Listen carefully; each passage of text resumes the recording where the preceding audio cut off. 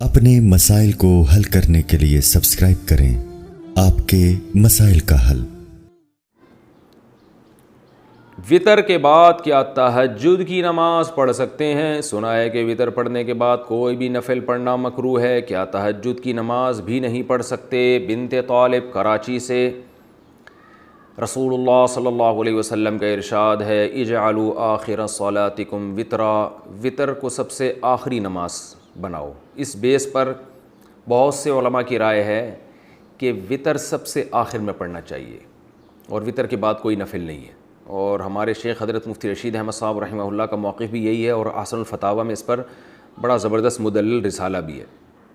لیکن ناجائز کوئی بھی نہیں کہتا، یعنی افضل ہے کہ وطر سب سے آخر میں پڑھے جائیں، لیکن وطر اگر کسی نے پہلے پڑھ لی ہے تو اس کے بعد بھی نفل پڑھنا بھی جائز ہے اور نماز پڑھنا بھی جائز ہے، کچھ بھی پڑھ سکتے ہیں، ناجائز نہیں ہے۔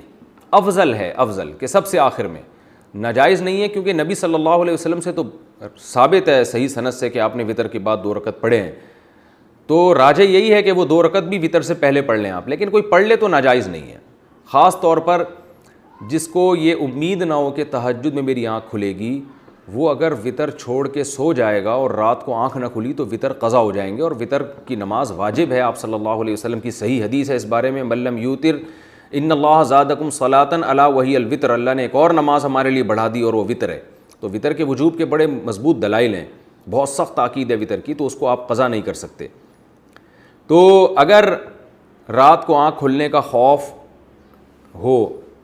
نہ ہو کہ پتہ نہیں آنکھ کھلے گی نہیں کھلے گی، تو پھر آپ کو چاہیے کہ عشاء کی نماز کے ساتھ ہی وطر پڑھ لیں، پھر اگر آنکھ کھلتی ہے تو تہجد بھی پڑھیں، تہجد کو ضائع نہ کریں۔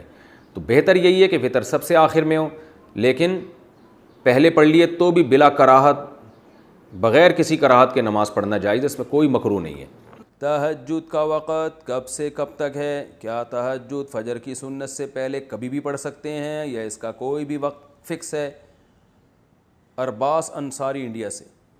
دیکھیں، عشاء کے بعد تہجد کسی بھی وقت پڑھی جا سکتی ہے، لیکن سب سے زیادہ فضیلت والا وقت رات کا آخری تہائی حصہ ہے، یعنی عشاء کے بعد اور صبح صادق کے ٹائم کو 3 حصوں میں ڈیوائڈ کر دیں برابر برابر، تو جو آخری تہائی ہوگا وہ سب سے بہتر وقت ہے تہجد کا۔ تو وہ نہیں ہو سکتا تو کبھی بھی سونے کے بعد اٹھ کے تہجد پڑھ سکتے ہیں، آدھی رات کو بھی۔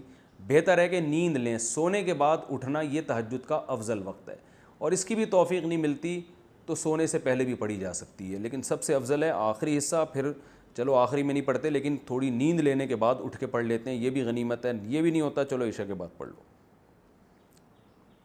نماز میں ہنسی آئے تو کیا کروں؟ نماز میں ہنسی آتی ہے، ویسے ہنسی آتی نہیں ہے، لیکن جب نماز کی نیت باندھنے کھڑا ہوتا ہوں تو ہنسی آنا شروع ہو جاتی ہے۔ اس کا تھوڑا سا خاندانی طریقے سے حل بتا دیں۔ محمد بلال انڈیا سے۔